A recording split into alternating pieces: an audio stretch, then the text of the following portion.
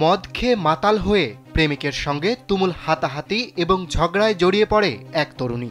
রাস্তার মাঝেই শুয়ে পড়ে গড়াগড়ি করতে দেখা যায় ওই তরুণীকে। পরিস্থিতি সামাল দিতে হাজির হয় পুলিশও।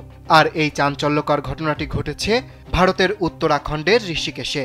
এ ঘটনার ভিডিও সামাজিক যোগাযোগ মাধ্যমে ছড়িয়ে পড়তেই ভাইরাল হয়ে যায়। এতে দেখা যায় মদ্যপ অবস্থায় রাস্তায় পড়ে রয়েছে ওই তরুণী।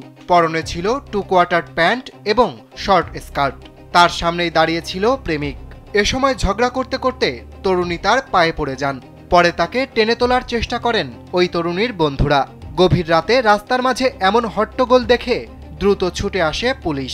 ঘটনাস্থল থেকে সরিয়ে নেওয়া হয় মাতাল ওই তরুণীদের।